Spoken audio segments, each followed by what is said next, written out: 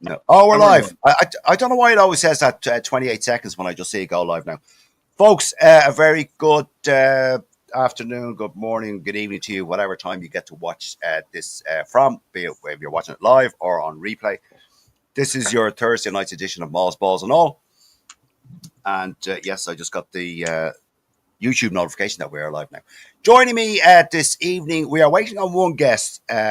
Now, whether he'll turn up now or not, I don't know, but he said he would, which is who is Nick Popplewell.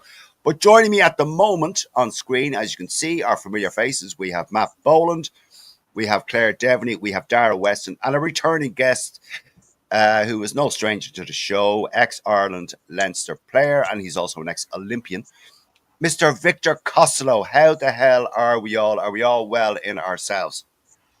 Sound. Are we all good? Sound. All good. Yes. Good. How many points is Victor going to owe us by the end of this show? Oh no, we can't. We just stopped. That's gone.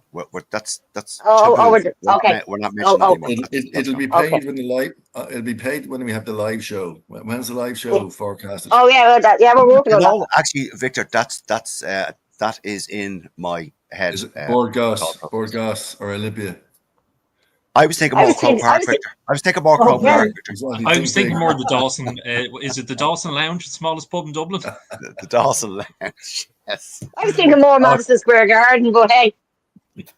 All right, okay. Yeah. Megan Augusta, how are you, Megan? Sorry, folks, if I sound a bit off, I'm dying with a chest infection and a bit of a head cold. Megan Augusta, evening, ladies and gentlemen. Hi, Megan, how are you?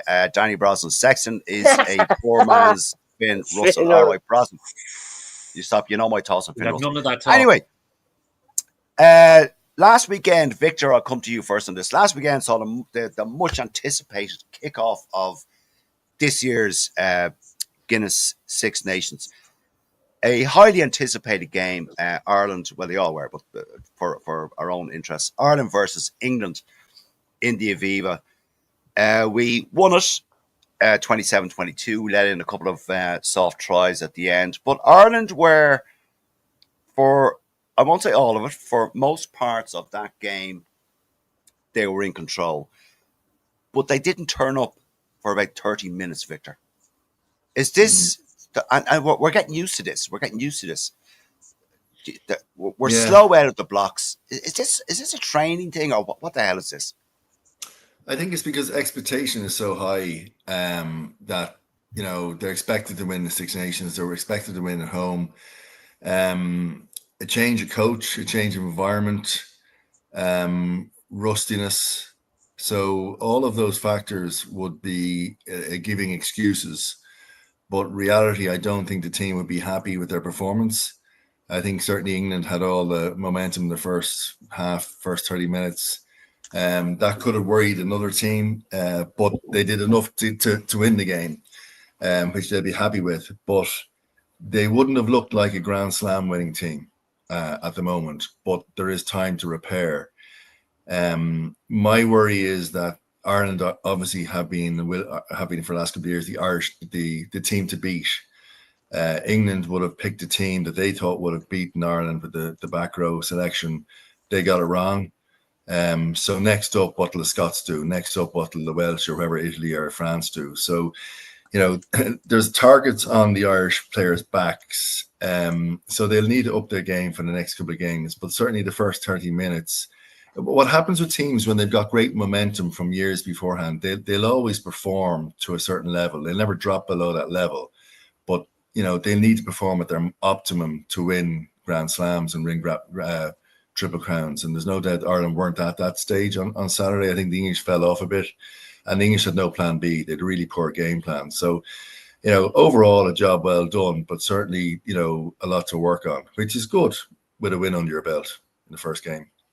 Is it a case, Victor, that the first game of the Six Nations, there's always going to be, I think you kind of alluded to it there, but there's always going to be a bit of rustiness in the players, in some of the plays they practice, all that sort of stuff. Could it be put down to something like that? To get off to a good start, and you're changing your environment. So if you look at Leinster, for example, they're coming in from a winning mentality. Munster struggling, the other provinces struggling. So when they come into the camp, when Leinster come into the camp, they want to maintain a winning mentality. When other provinces come in, they want to try to grasp a winning mentality. So it's a fresh start for other provinces who may not be having a good run of rugby. So all of these combinations combined, and then you've got Simon Easterby who's taken over. There's pressure on him, and what really struck me was when you look at Simon Easterby on the camera footage in the box, he was very, very charismatic in a negative way when things were going bad, and in a positive way when things were going well. If he's like that in the box, then he's going to be like that in the training field.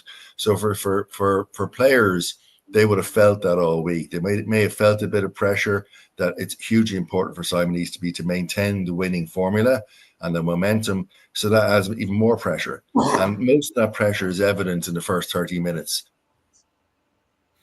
Each other, and it's quite equal until either fatigue comes in or the Irish or English team grab a hold of the game. So, it can be, and add in that rustiness as well. So it's a hugely mental part of the game, the first game of Six Nations, particularly when you're at home, when the expectation's so high.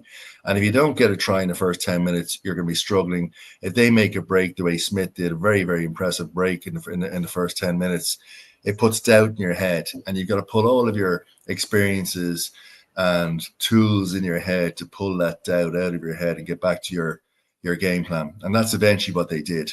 Against a better team, potentially too late or could cause more problems, but they got enough to get across the line again. And a lot of really good individual performances as well, which had to be noted. And, sometimes when the team as a whole aren't gelling, it takes individual performances to pull a team back together. And, so in a lot of ways, again, a job well done, but plenty of stuff to work on.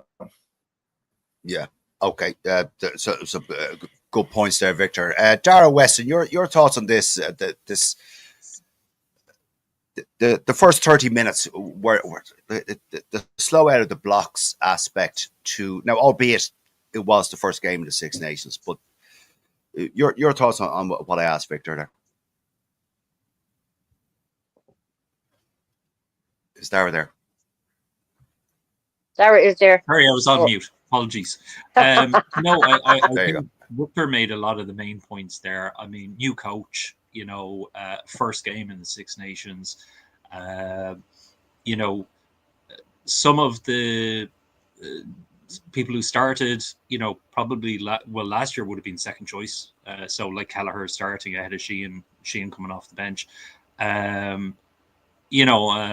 But I think there was, I don't know whether it was nerves or whatever, but look, it, definitely picked up, seized the momentum, and, then towards the end of the game kind of just took the foot off the pedal. So, look, it's a win, so I'm still happy with that. I think all the players played well. I think, if anything, Doris probably has a stronger case for Lions captain after Itoje giving his little sneaky stamp on Mac Hansen. It didn't do him any favours. No.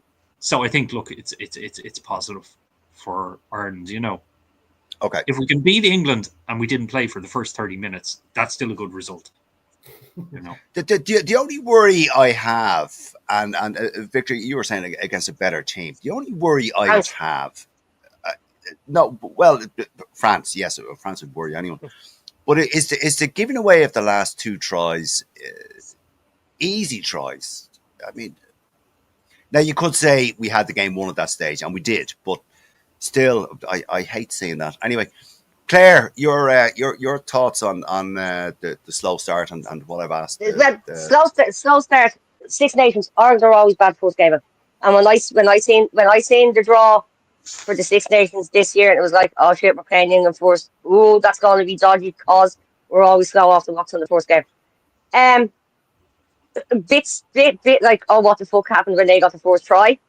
10 going in 10-5 at halftime, we're kind of we could do this, but yeah, we got there. We got there, but as I said, coming up against France, we can't not play for the first 30 minutes.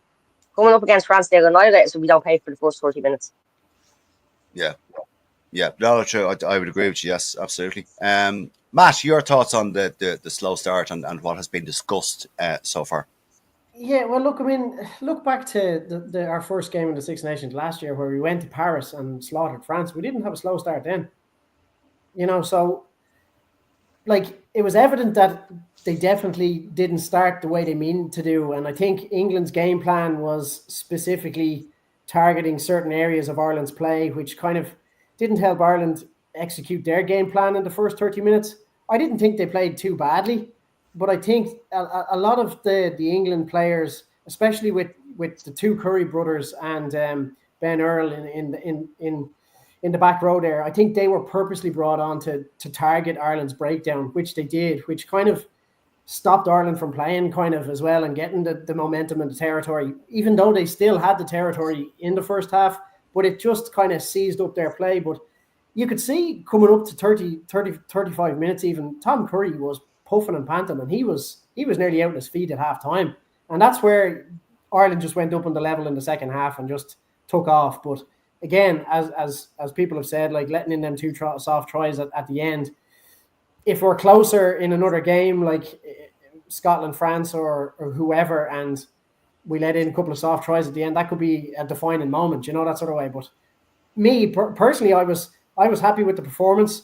It's always great to beat the English, especially first game out, and given the fact that they had come with a specific game plan, even though Victor has said it was probably wrong, and it clearly was, they went out with that game plan to do certain things, which I think they did well, but it just wasn't the right game plan, and they ran out of steam eventually. Yeah. When Go on, my Karen. friend was over, from England last week. Doing stuff from work. Yes, he is an England supporter, but and a Northampton Saints for his sins. He said when he seen the team, he thought that the way the team was picked was that they were going crack ball up the middle, or they were going to kick it from deep in, from their 15. That was the only. That's he said, and he said if we do that, he's like going to destroy us. Now he did ring me on Saturday night, quite surprised that they were actually winning at half time. So Well, yeah. that did the last song. Actually, Victor, Mm. the fact that Borthwick picked 3 open sides for the pack, I think that was long run over the course of that 80 minutes. I think that was a mistake. I can understand his thinking behind it, but I think that was a mistake. Does Borthwick, in your view, you've been there, you've been the pro, you've been the player, you've represented country and province. Does Borthwick actually know what he's doing at this level? Or is he doing a Matt Williams with Scotland on it back in 2003, 2005? Is he doing a Matt O'Connor on it with Leinster? Is he doing a Dan McFarland on it with Ulster? Like, does Borthwick know what he's doing? I think for Matt Williams in Scotland, I don't think the Scottish knew what they were doing at that time. But I would say to you, no, he doesn't know what he's doing. I think he tried to copy the Joe Smith style of the Australians and how they try to counteract our fast ruck. It was a shot in the dark, and it didn't work. And unfortunately, normally English teams, they're very regimented teams. What they do very well, but they don't have a plan B. If England had a plan B, they would have pushed Ireland, but they didn't. And about 40 minutes into that game, Ireland managed to get on top. If I could summarize, looking back on that match, I would ask you, if Andy Farrell was the coach of the team last weekend, would he be happy with those tries at the end? And the answer would be no. No. But Simon Eastby, and Simon, I know him well. I played with him many, many times. He's a real good guy, a real hardworking guy, and a gentleman. But he was delighted with the win. So as a country in the Six Nations, we're delighted with the win, but Andy Farrell would have been unhappy with that win. So where do we go from there? Would Simon Eastby have a sigh of relief, go towards Scotland? Okay, a win under our belt, we can improve. Or would Andy Farrell give the team a bollocking and expect a 20, 30-point win against Scotland? So it was a job done. It was reasonably entertaining. The English played rugby for a certain period of time. A little bit scary in the end, but the clock ran it down. Some great individual performances. But I think next week's game is much more important than it would have been if we'd hockeyed England, with a really solid performance. I think the Scottish game is a testament to where we were probably underperforming last week. We need to perform this week. And a Sunday game in Scotland is always potentially a banana skin, because it ain't a Saturday game where everything's open and the atmosphere is great. There's a little bit of a dent in the atmosphere. We played in 2003 in the first ever Sunday game in Scotland, and it was a different environment, completely different. Nothing was open for the supporters. Everything was closing down early. It was a really kind of dark place in winter. So, and not having the tradition of the normal Edinburgh feeling. So it'll be a tough game next weekend. But sorry, going back to last weekend, I think it's satisfying and adequate is all the way you can describe it. But if it's the same performance next week, then we got problems, Yeah, I never thought about that, Victor. What you're saying there about nothing's open and puts a dent in the atmosphere. It never actually occurred to me. I never actually thought about that. Yeah, look, I think we played in the first Sunday game of Scotland in 2003 when they started moving games on the Friday nights and Saturdays, and we played on a Sunday.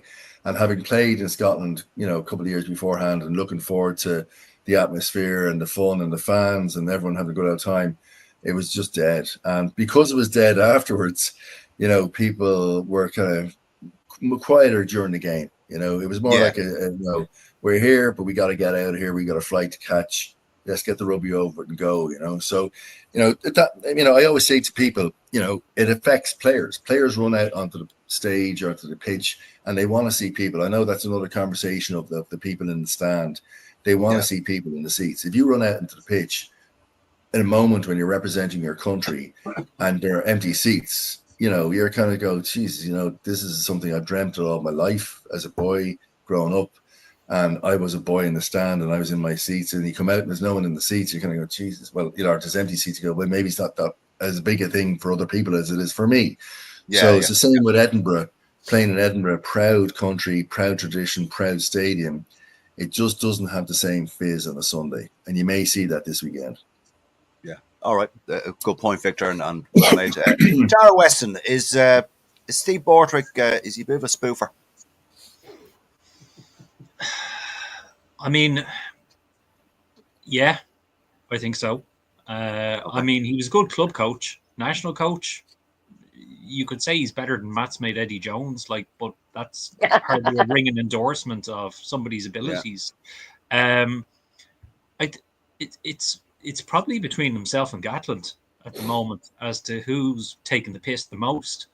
Well, you see, but the difference, Dara, the difference is, I think Gatland is a better coach than Borthwick. I think, unfortunately, Gatland just doesn't have the talent. And I think that's the difference. Well, Borthwick doesn't either, losing Felix Jones, and he's lost a good few of his coaches under him. So, I mean, obviously, he's not inspiring in any way. So. Yeah, look, I think the writing's on the wall for him. I think if they have a bad Six Nations this year, he'll be gone. But then, who do they get in? Okay, Bill Beaumont's looking for a job now that he's left as chairman of World Rugby. No, God forbid, no, not Bill Beaumont. He can't. Joe Marler's looking for a job. Yeah, Joe Marler. Joe Marler, get him a bit of coaching experience there. No, thank you. Yeah, I mean, look, it's just it's. Yeah, I don't know. It's I can see why. Look, it's a Lions year, so they probably said, look, rather than change around all the coaching at the moment, there's been enough changing.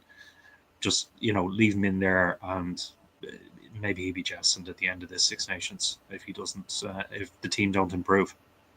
All right. Okay, Claire Devaney, same question to you with your new furry pal there with you. Yeah, sorry. Yeah, she jumped on top of me. No. I'm a huge dog lover as well. Same question, Claire? Is Borthwick a spoofer? Yes. What the hell is he doing? Yeah, what the hell is he doing there? And there's England fans asking the same question. And if your fans aren't behind you, that's you need to be looking. He was good at Leicester Tigers, but that's because the way Leicester Tigers played. And that's what they always done, but you can't play like that internationally. In fairness, what did he win? What did he win as a Premiership coach? The Premiership once? Was it once he won it? Yeah, was it once? I think it was once, yeah. I think it was once. Yeah, so it's not a resounding like he wasn't coming in with like accolades coming out of his backside. Yeah. Yeah. All So right. yes, he is Okay. a spoofer. Although, did you see Eddie Jones? Eddie Jones saying something about him being not being a shocking coach? You're kind of going, oh, kettle black. Yeah. Well, I mean, getting a compliment from Eddie Jones is not really a compliment. Matt, thanks, Claire. Matt, your thoughts on what I've asked Victor and Dara and Claire. Would you agree with what I just said, or would you disagree? Is give him a chance, or is he just a spoofer? Well, I mean, how many chances does he need? I mean, if you look at his last record, really, since the autumn, or even if you go back to the summer tour, like he only beat Japan in the summer tour, and then only beat Japan in the autumn nations, and now has kicked off the Six Nations with a loss to Ireland, and playing France next week. It's not looking likely they'll beat France either. So again, like that's another 2 losses on the trot for England and Borthwick. So there's definitely an element of him being a spoofer at the moment, unfortunately. I don't know if any of you has watched that documentary, the Six Nations documentary on Netflix. He didn't No. really come across. England forever. England forever. He didn't really come across well on that. Like, so I don't know. Like, Yeah.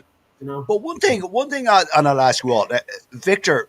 This was telling to me when I saw the English team announced. What's he doing putting Marcus Smith at 15? This is what I was just going to say, Victor. Finn Smith at 10, and he's moved Marcus Smith to 15. Marcus Smith was probably, arguably, well, for the first half anyway, England's probably best player last weekend. I don't understand Borthwick's thought process here. Well, I certainly don't either. But what there's a couple of things what happen upon selection is, first of all, the shock factor. So when you pick a team, you're going to go, this is what we're going to pick, and then the opposition go, oh my God, they're going to try and challenge our rucks. They're going to challenge us in the air. We need to counteract that in very little time. The next thing is then executing it on the pitch. Not executing on the pitch, then you got to have a plan B. And if you don't have a plan B, you got to make substitutions. And the last two parts of that, he's not capable of doing. So you ask, is he a good coach? Well, I think he has some players. I mean, certainly the Premiership campaign or the Premiership rugby is not what it used to be. But they had some great performances in the autumn. They just didn't close games out. But I would have thought they would kick on from the autumn and close games out. But clearly, I don't think Borthwick is capable of directing a team to close games out, particularly with his selection and his on-pitch decisions, from the bunker decisions. So, in 80 minutes, you have the capability with all of the information you're getting, watching the game, being mic'd up to your people on the sideline, and also the knowledge of how good your subs are. You can actually have an influence on the game, change the game. But that game, they just ran down the clock, or ran down in energy, the English team, and as I said, they got tries on the back of Ireland's lack of performance at the end and Ireland's lack of concentration. But like you said, I don't think they're going to change him. He certainly hasn't been the answer and isn't the answer, but I do think that English team has potential compared to the last 5 years. I think there's some good quality players in there. And when you have quality players with a substandard coach, they're frustrated because they're running down the 10 years of professional rugby they have with, a coach that's not up to standard. Everyone, when we had, when Leinster were firing in the early 2000s, we had a couple of coaches that weren't really up to standard, and it affected players because they couldn't perform at the top level. And like I said, they were moving on in years. But that's just the way it is. But nowadays it's unacceptable, particularly if you're a national team. So if you're a national team, Victor, so if you as a coach lose the dressing room, you might as well forget about it. Absolutely. But for the English team making decisions, or for the English, the English RFU are in trouble as it is. So there's no one in there that's going to make decisions to fire the coach. So I think it's a perfect storm of negativity there at the moment. I think, as I said to you, they've got some great individuals, great performers. But when you're a team that doesn't have the confidence of winning, things happen like they did last weekend. You know, you suddenly have a burst of form in the first 30 minutes. Then Ireland get a good try with Gibson Park, and all of a sudden it breaks your heart and it stuns momentum. And you realize, you know, geez, we're going well, but we got it wrong. Ireland are actually really, really good. A team that's confident and a team that has momentum will go, yeah, they've got to try. Let's go back at them. And England just don't have the capability. They had some good moments. If Smith had moved left with that ball on the second potential try instead of passing right, it could have been a different story. It could have been. But fundamentally, those decisions, you know, if England were a more confident team, maybe Smith would have looked left as well as looking right. So, you know, you can analyze matches and you can overanalyze, but England will be annoyed the fact that they played so well for part of the game. We should be annoyed the fact that we didn't play well and we're a much better team than that. But I think from an Irish point of view, losing that game would have been much worse than any, you know, if we lost that game last weekend, we were in problems because Simon Eastby would have lost the first game of his tenure. We had a reasonable November, and yet we went and lose the first game. So all of a sudden we're in panic mode, you know. So we're not in panic mode. We had an adequate performance. Some game changers like Jemison Gibson Park, Bundy Aki, and James Lowe won the game, got tries for us. I wouldn't say won the game for us, but got tries for us. And sometimes it takes individuals to pull a team through, you know. Winning a Grand Slam or winning a championship in March, you won't be going back. Well, actually, you know, fair play to the lads for getting those tries in the English game. We wouldn't be here if it wasn't the case. You forget about these things. So, you know, it was an adequate performance, but you'd expect better on Sunday. Yeah. Okay. Well, we would hope so. Although I think the game on Sunday, I think would be one up front. I think I wrote about this. I think the our 1-8 will have too much for the Scottish 1-8, but I think there is danger in the Scottish backline. I mean, the only one. So, I see that, Claire. Yeah, Peter Mann has a good question. Yeah, no, I see that, and I'm just going to say, Victor, that I think the only player Scotland have that might trouble us 1-8. You'd be very familiar with these players or the positions is Xander Fagerson. I think he's probably the only one. But I just think our 1-8, Victor, I don't know what your thoughts, but I just think our 1-8 will have too much for Scotland. I think the danger will come from the centre of the park, Hugh Jones, etc.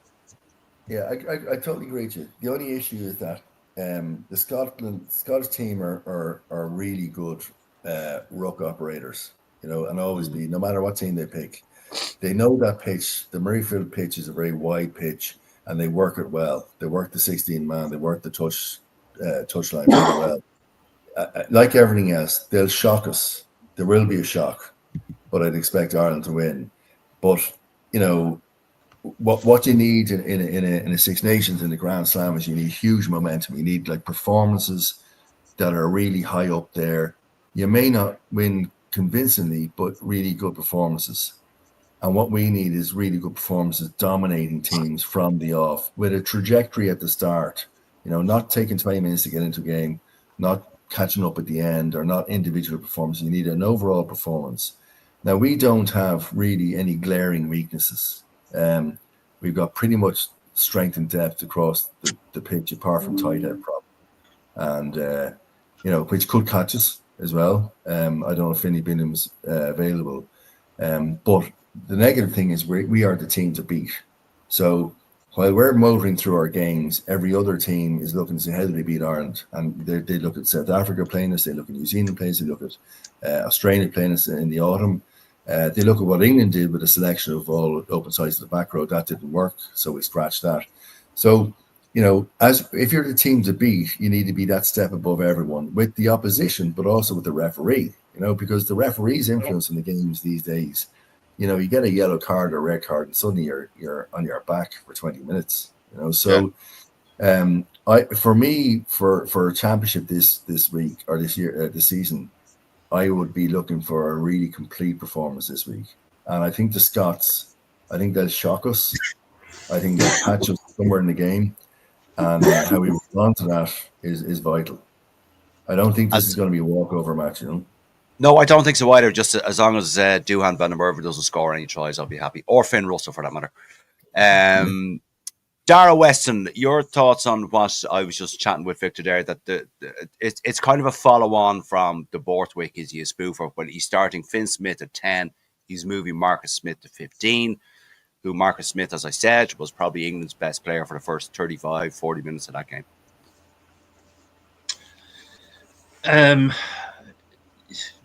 There's a bit of a bang of desperation off it. You know, is he just trying to kind of create headlines there that take away from what could possibly be a mundane performance, or you know, there's as Victor said, there's no real logic behind it. So you know, is he just doing it to try and get headlines or something, you know, or to just, or is he going into the Rassi kind of psychological war game stuff, trying to get in people's heads? And he's actually just going to change things around at the last minute. I don't think he's as smart as Razzie when it comes to that, to be honest. No, has somebody told him to do that? See, right, okay. You know what I mean? Yeah, like, I mean, is, you know, has somebody said it to him, and it's just like, yeah. So, right. But yeah, to be honest, I'm not that worried about it. You know, I'm more. No, I know, and we're not, but we're just discussing stuff, you know. Okay, thanks, Dara. Claire, following on, it's an add-on, I suppose, to the original question. Is Borthwick a spoofer? He's starting. Is this Finn Smith's first start for England? Is he a debutant? Finn Smith. I think it's his first full start. I think he's been. Full start. All right. Okay. So so you're giving. Hold on. Sorry, Claire. Just one sec. So you're giving a player at a key position on the park his first full start. You're moving one of your better players. You move one of your better players to 15. Right now, he can play 15. There's no question about that. Against one of the top teams in the world. Claire, go ahead and discuss that. Please. It's a bit like there's the handbook. Tell you what, we just throw it out the window and see what happens. I'm just going to put him there. It's a bit like my fantasy team. I've like 10s on the back row, and I just picked players and made them all play, and they're not actually playing in position. I think that's what he's doing. That seems to be like what he's doing. Right. Okay. Matt, your thought again, a follow on. Your thoughts on the whole positioning that Borthwick is trying to improve upon, if you will, or play or whatever. What do you think? Me personally, I think Marcus Smith isn't a fullback, and the last time he played fullback, he got bombarded. And with the likes of Penaud back for France and Biel Barry on the other wing, he's in for a tough day at the office, 100%. Because Ramos is kicking. I think Ramos is playing fullback for France. Yes, they're gonna target him. Now, look, he can catch a ball, yeah, but he's not an out and out fullback.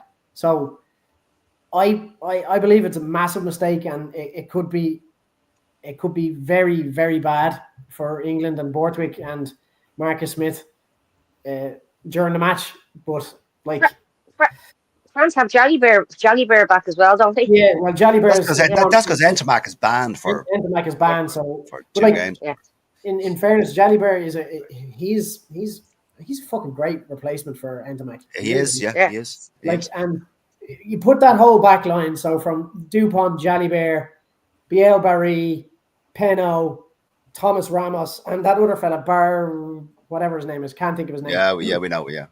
That's a fucking savage back line, and Marcus Smith is going to be in trouble. All right. They're gonna fucking hail kick left, right, and centre at him. Stand help. Yes. Stand help. Okay. Okay, before we move on, folks, sorry, just comments here from people watching. Peter Martin, Victor, maybe you'll answer this. How badly will Scotland miss Tui Pelotu? I think it's very unfortunate. He's a game changer, you know. It's very important. Very unfortunate, you know. Like as a fan watching, you want to see all the best players on, and you don't want to see any players red carded. You know, if you were guaranteed everyone having their best players available and no red cards throughout the campaign, what a Six Nations would be. But unfortunately, in a contact sport, that can't happen. So, yeah. But did you see, Victor, the Entomac's tackle was absolutely ridiculous. It was very out of character for him, I thought.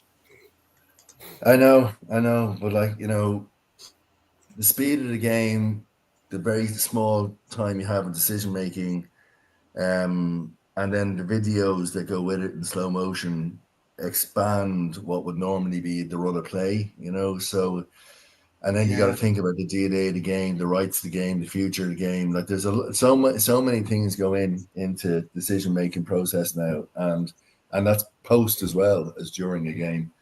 So it's out of character, which I think possibly stood to him for a shorter ban. Yeah, maybe so. Okay. Dara Weston, your thoughts on Peter Martin's questions there? Tuipulotu, huge, as Victor said, big loss for Scotland. Yeah, no, definitely. He's going to be a big absence for them. Yeah. All right. Claire, your thoughts on that? Do you think that Scotland are going to suffer as a result of one player being missing? Yeah, I think they are, because he's level-headed and he was captain, and now they have co-captains. They have Darcy and Finn Russell, who I needed a translator for last week when I was listening to him talk. Yeah, true. Actually, yeah. Matt, your thoughts before we move on to more comments and stuff like that. Just Peter Martin's comment there, Tuipulotu missed badly. Yeah, well, look, he's going to be missed, massively missed, and you hate to see it because he is a fantastic player to watch, and he commits to everything. He's a bit like Bundy in a way that like he'll go after fucking everything.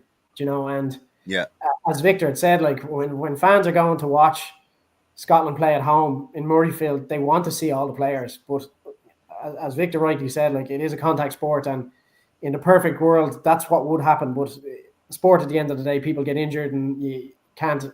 You just have to allow for it, he's going to be missed massively. Okay. Dave Sheedy says Aki seemed to struggle with his pace on Saturday. Should Henshaw start at 12? Victor, would you change that up? Somebody struggling with their pace. I'm not really qualified to answer.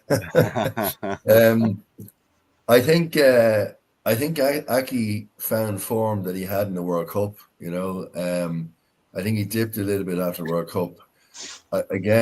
There go I, but I don't think Aki is a hugely aerobic type of player. He's a more of a showed that on Saturday by some of his runs. So I don't think he should be replaced. I thought himself and Lowe did really, really well. I'd keep that team certainly in the back line. I think Aki had a fantastic World Cup. But as I said, I think he dropped form, but he certainly found it the weekend. And when you have someone making barnstorming runs that are bursting tackles, it's a huge lift to the team.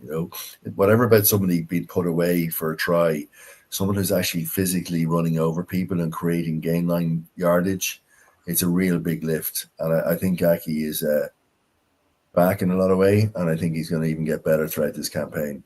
But as I said, from a fitness point of view, maybe he's not just there yet, but I'm sure last weekend would have got him up to speed.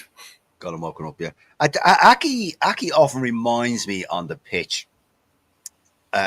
He's built a bit like James Lowe in that he appears to have a very low center of gravity, and he can knock off sometimes that initial attempt at a tackle from a defender, and keep going. He could be a tough guy to take down, like James Lowe. I think that and Brian O'Driscoll in his heyday, Victor, the low center of gravity, they're always very difficult to tackle. Yeah, I mean that try he scored was a phenomenal try, and Lowe himself, the amount of tackles he broke to, I think it was Dan Sheeny popped back into.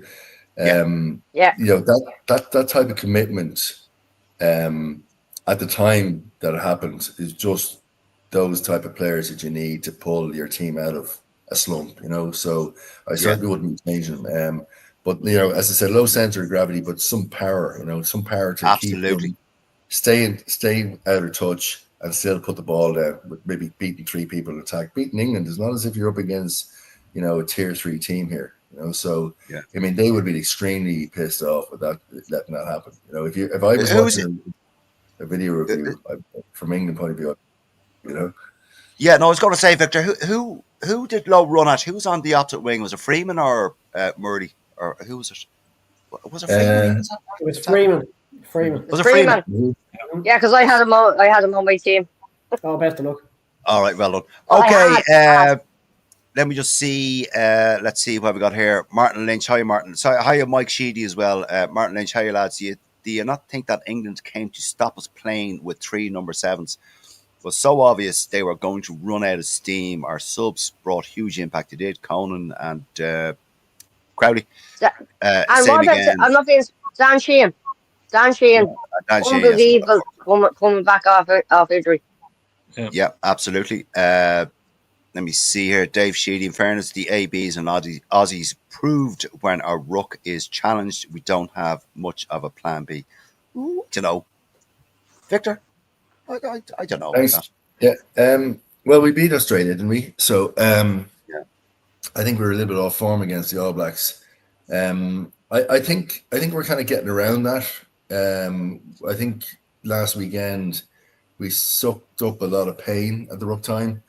So, when you see someone like England picking, I mean, quality players in the back row, it would send a shudder into you at the captain's run on the Friday from the team they picked, and you would have to adjust to it. So Ireland adjusted to it.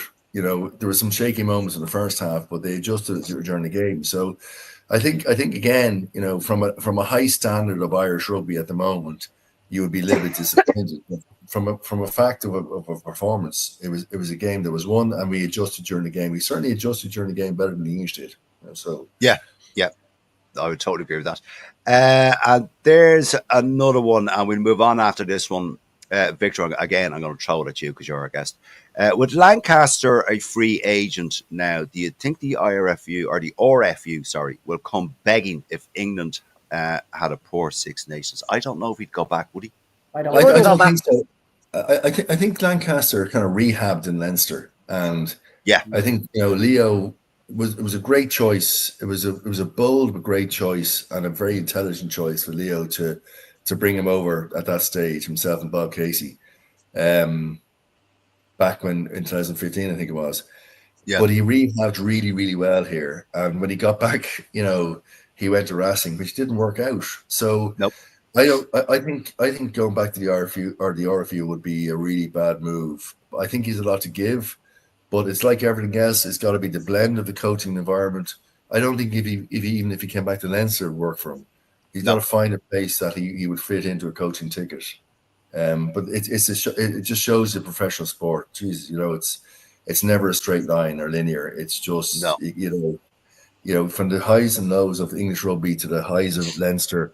And then the low, all of a sudden, Racing, the silence, the silence of Racing.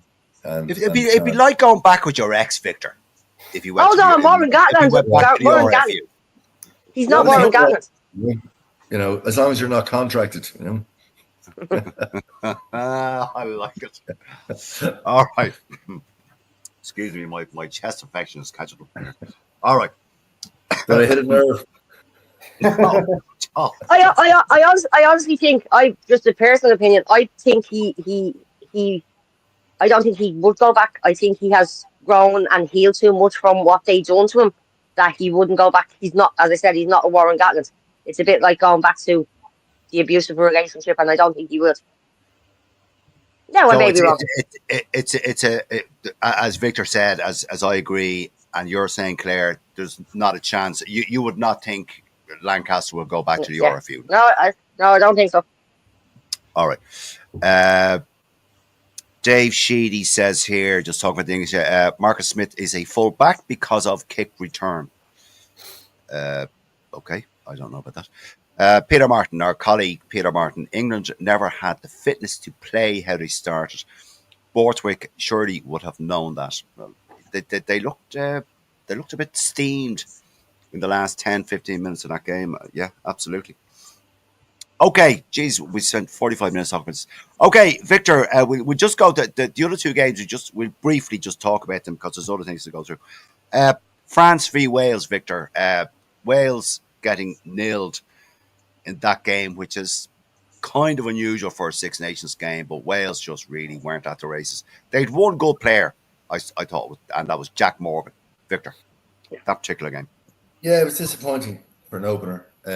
Very disappointing. But intent from France. I don't think France will have it that easy throughout the campaign, but it's certainly a great way to start. And showboating and fantastic passes and very Toulouse-esque in that team, obviously. But Yeah. I think if I was a team in the Six Nations, I'd be very wary of France. I wouldn't be any more frightened from that performance because of the inability of Wales. Unfortunately, a good old hiding these days. It happens. If you look at Leicester versus Toulouse, it's not nice when it happens. But I'd be very wary of France, but I wouldn't be any more wary after that game. I think they had a good run out at home. I think they could get. There's going to be shocks in this Six Nations. There's going to be shocks, and we got to make sure we're not part of those shocks. France are always a volatile side to play when they're on tour, particularly when they're on away games. And referees, they can get on the wrong side of referees as well. So, while it was a disappointing opener in one way, an impressive opener in the other, not going to do Wales any good, but it wouldn't make me change my opinion on France. I would think they're the team to beat, no doubt. But I think we're capable of Ireland, from an Irish point of view, we're very capable of beating them, especially at home.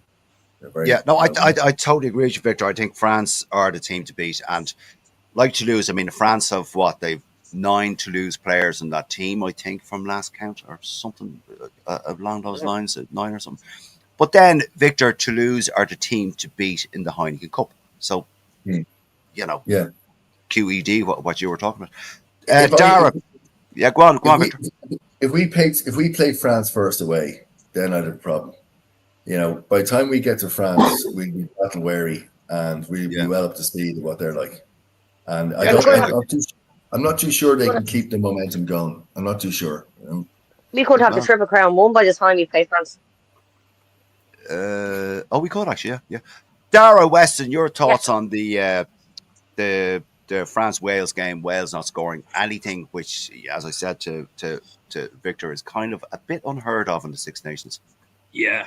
Well, look, I mean, last year it was the first time Wales had won the wooden spoon in 20-something years. Gatland is crying into a 700 grand paycheck.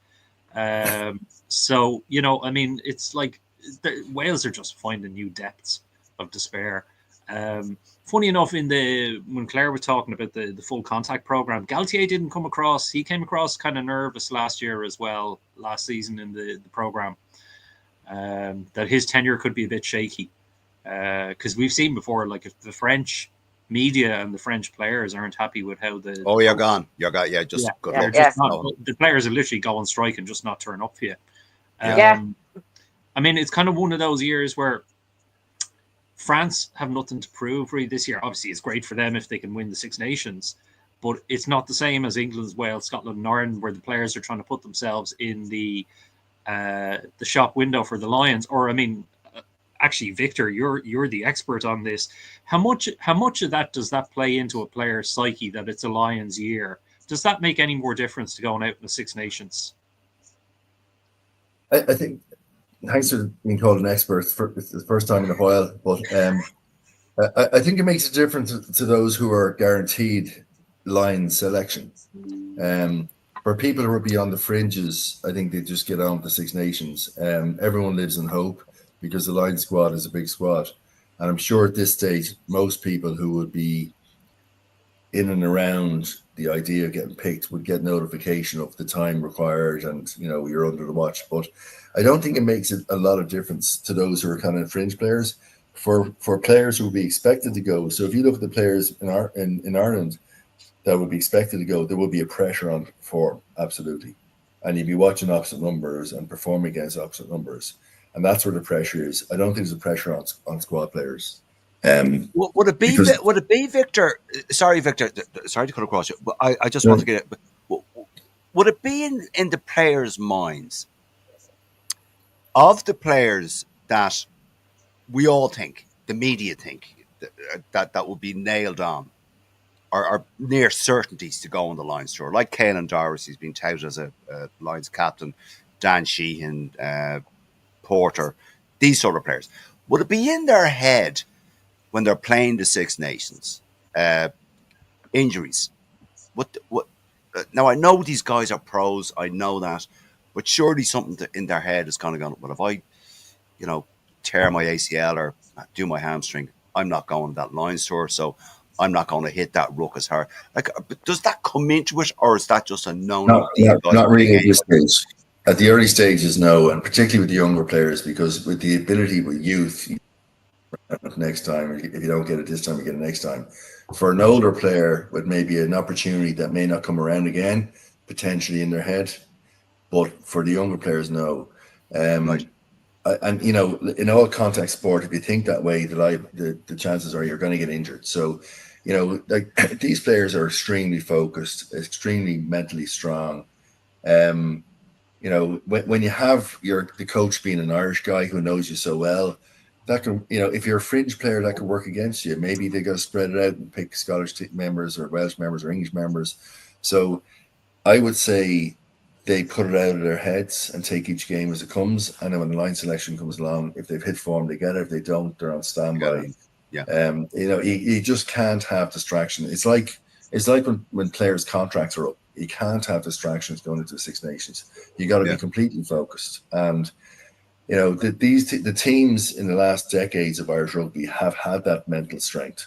Maybe not so much in World Cups, but they've had mental strengths where they pulled games out of the bag that they should never have done, and got across the line maybe when they should never have done. So, you'd like to think individually they're the same. So, if you look at Dan Sheehan, you mentioned there, like him coming back with that injury, like he should have been gone till April.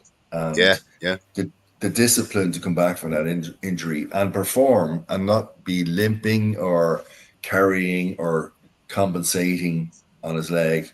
I watched him run in those tries for Leinster and Ireland, and there was no compensation. You'd think he'd be carrying a leg, minding himself, or some sort of less than 100% performance, and it's just not there. And that just shows you the quality and the expectation of this group of players, which they might not get it right 100% of the time, but the passion and the intent is there, and that's why.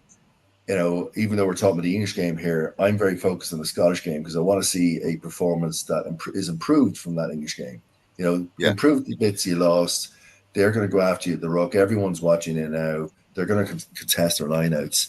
It's obvious that where teams are going after us now as a top tier nation.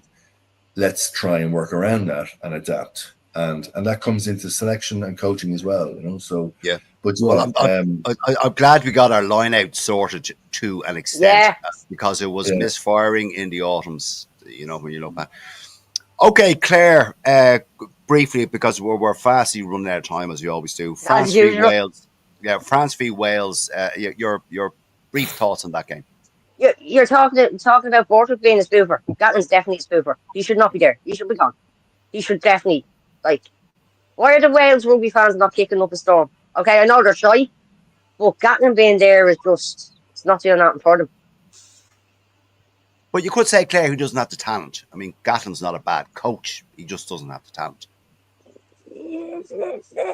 There's a couple of good Welsh. There is a couple of good Welsh players. And Lucy agrees with me. There's a couple of good Welsh players. But it's a terrible state of affairs for the Six Nations for Wales to be so shy. And what's that, 14 games on the trot they've lost? Something I can't quite remember, but it's something like that. Yeah, and if they lose the next game, they're going to be 12th or something in the world. Yeah, if they lose Georgia, and if Georgia, I think, are playing the Netherlands. Yeah, but there will be so-called tier 2 nations ahead of them, and they're meant to be one of the best in the world, and they're not, which is not a good thing for rugby. Now, I don't know what to do to get Welsh rugby out of the hole. So sorry, the dog's just moving. I don't know what to do to get Welsh. What to do to get Welsh rugby out. But it is a sorry state of affairs for Wales. Remember Wales beating us. We used to fear Wales at one time. Oh, well, you're going back to the Stephen Jones era, the Alan Wynne Jones era, Yeah, all these, yeah, George North. yeah, George Stewart, all yeah, those guys, yeah, absolutely, yeah. yeah. No, they were, but I mean, But they go on, Claire. But at one stage we were shouting, now we're one of the best in the world. It goes and swings and roundabouts, so hopefully it will come back for Wales. Yeah, don't really care. When they get Yeah. rid of him. Matt, Matt, Dave's going to haunt you for saying that. good, yeah, yeah, true. Matt, briefly, because we've one more game to go, and then it's our win, lose, or draw for the games coming up the weekend. Wales, France v Wales. You know, Wales really not at the races Oh, at this level. Well, look, it was pretty much men against boys, really, wasn't it? But yeah, look, we've talked about this at length, and you know the problem in Wales is coming from grassroots to the clubs that are there, and they just don't have the talent pool that other nations have. So I think, you know, unfortunately, like I don't think they would have gotten anyone else. Gatlin went back because he knew it was a paycheck, and you know who else were they going to get? Like nobody'd want that job. So Yeah. I don't know. I really hope But it's also money as well, Matt, and the provinces don't. Put The Alan Wynne in. Stick Alan Wynne Jones in there. That's not a bad idea. Okay, the last game. Sorry, Claire. Sorry, Matt. Will you finish your point? Sorry. Yeah, go ahead. Okay, Victor. Scotland versus Italy. Not a huge surprise. It was 19 all at one stage, but Scotland pulled away. Hugh Jones had a magnificent game. No, not a huge shock in that particular game. Victor, no. No, but the Italians have actually come good. I mean, you probably know Stephen Aboud, who was over there. I don't know if he's still there. He might be still there, but he's a long-term academy background guy. He's not a front ground guy, Stephen Aboud, but he's very much in the workings of the RFU for years with the younger talent. And when Conor O'Shea went over to coach Italy, he went with him, and he stayed when Conor came back. And you can see kind of areas where Stephen Aboud has had influence on the Italian rugby. So the Italian team is actually not that bad. And there were some frightening moments for the Scottish, particularly 19 all. They were panicking, but you know, they weren't going to lose at home. So like I was only half watching that game because I was at a drinks party before the match. So yeah, as you do. But you know, the Italian team are better. They're more consistent than they've ever been. Does that mean they're going to beat people? Probably not, but they'll produce some performances, right? The Scottish team, as you say, Hugh Jones, there's some great individual players there. And with the Finn Russell magic, you know. Oh, would you stop with your Watch him bloody... have a heart. Watch him have a heart. Watch him have a heart attack. Yeah.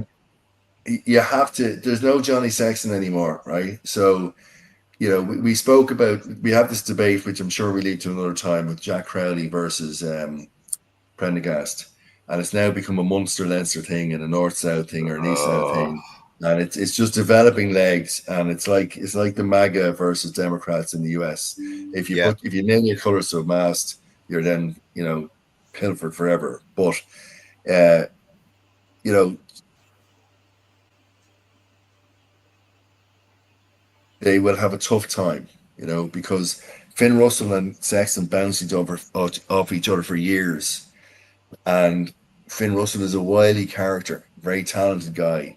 So whoever we pick it out half will have their hands full. And that's where the game starts this weekend. It might end up in a victory for Ireland, but there'll be a hell of a competition in the backline. I know you're thinking, You know what? I know you're head in your Victor, hands. You know? No, Yeah. I tell you why, and it's well known. It's well known, and I really don't need to say, but I'm going to say it. I think Finn Russell is one of the biggest spoofers in the modern game. Go away. Are you serious? I don't like him. Yeah. I don't like him. I think coaches don't like him because he's unpredictable. I think he does what he wants, and I think he will cause Scotland and Bath more issues. And Dan Little. Finn Russell, I'm not going to go on. I don't like him. He's Well, overrated. keep He's going because overpaid. I'm actually thinking. Keep going here. I'm thinking that maybe we should have a Mauls Ball and All show on Monday night if this is recorded. This is live. There is a show on Monday night where we review all the games, but I don't host it. Someone else hosts that. So there's a show on Monday night, and there's a But show you're more on than Thursday. welcome to come on. Hey, if you want to come on Monday and talk about it, I won't be there, but you can certainly expect us. But Yeah, He'll I be think behind the scenes. I just think Finn Russell, Victor. I just think Finn Russell is one of the biggest spoofers in the game, and I don't rate him at all. That's just. Well, I tell you one thing: he's a highly paid spoofer. Yeah. I wish I could spoof my job that much and get paid as much. Okay, well, we're on the hour mark. Look, I wanted to talk about tackle school. I wanted to talk about Entamac and his ban. I wanted to talk about Luke Pearce saying our game is too complicated, all this sort of stuff. But we don't have time. But we're over the hour, so we're going to do our win, lose, or draw. And also, I'm about to start sneezing because of my cold. So, right, here we go. Yes, it's the cold. I know it is. I can feel it. I can feel the chest going up. I need to go and get another Lemsip. Okay, Victor. He's allergic to Finn Russell. I am allergic to Finn Russell, yes. Okay, Victor, win, lose, or draw. Games coming up this weekend. What have we got here? Italy are entertaining Wales. Now, I think Italy, you asked me, Italy will win, could win that one. Yeah. Italy will win it. Yeah. Okay. VC says Italy. Okay. England at home to France. This is. Jeez, there was no hesitation there, Victor. You were fucking straight in there with that. France. Will they win it by much, Victor? That's two questions. Is that question B, is it? Just out of pure. For bonus points. I think if they're going to win it, they're going to win it by much. Yeah, I think France are a dominant team this year, and I don't think England. I think England will have a lot of bluster, a lot of sweet chariots, and all that lark. But I think France are, if they are the team that they are, if they're Toulouse are what they're expected to do in the Champions Cup, they got to win this game. There's a couple of there's banana skin moments for France this year that they would have planned for, and one is Twickenham. The second one is the Aviva. All right. Okay. So. And finally, Victor, we are playing Scotland in Murrayfield. How do you see that going? Yeah, I think we'll beat Scotland. I think we'll get a few frights. I hope we don't, because we don't be dragging ourselves through another weekend of Six Nations and we'll be doubting ourselves for the next game. But I think the Scottish will produce a few frights. And who's reffing that game? Do we know? I've no idea. I don't know. The Scotland game, it's a New Zealander. He refs Super Rugby. Yeah, it's your man we never. It's your man we never heard of. And I looked him up, and apparently he's only refed a couple of he refed Super Rugby 80 Aroa, which was when lockdown, COVID was on. But he didn't ref Super Rugby Pacific, which was the one last year.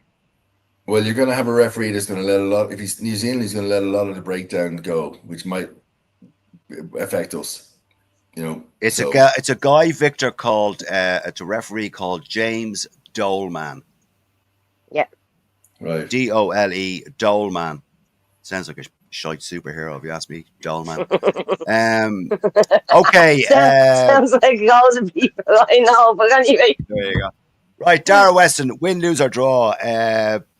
Italy versus Wales. Who are you going for now? Italy. I think they got so close to the try line against the Scots on 3 or 4 occasions there last weekend. So, yeah. Okay. Even if Wales weren't shot, we'd still tip them. Okay. France to win the bunch.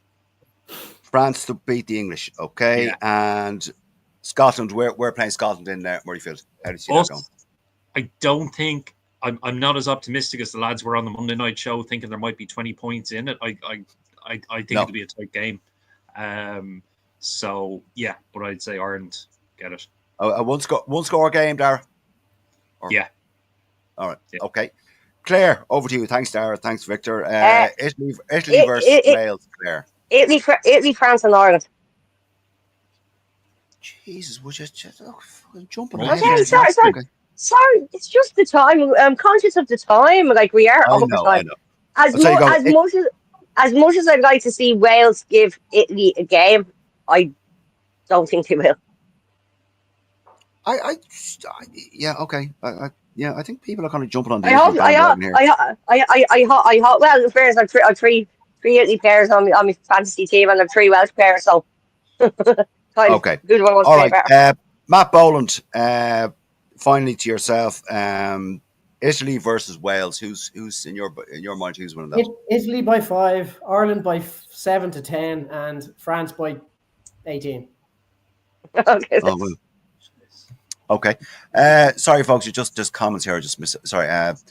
Dave Sheedy, I'm not reading out your comment. Kieran Ryan, hi Kieran. Club rugby in Wales is struggling at the minute. Proud rugby nation. Big change from the few years ago. We need to get back to grassroots and build again. Okay. Mike Sheedy, what he's looking back at round 1, Six Nations, France v Scotland are dangerous. Yep. Peter Martin Russell is good for a bit of X factor, but when the heat's on, he can't manage a game. He can't manage himself. When the heat's on, all he's thinking of is the sausage roll. There you go. Peter Martin Burke sounds like Ronnie Drew. Thanks very much. That's my chest infection. Right, listen, gentlemen and ladies, thank you very much. My thanks to you for watching and all your comments that you put in. My thanks to Matt Boland, Claire Devaney, Dara Weston, and of course, our guest, Victor Costello. You're always welcome back, Victor, and it's always a pleasure to have you on and hear your words of wisdom and insight into the game we all love. Folks, we leave it there. Enjoy the rest of your evening, and thank you very much. All right. Thank Thank you. you. Enjoy. Bye. Bye. Good. Bye now. Good luck. Bye. All the best.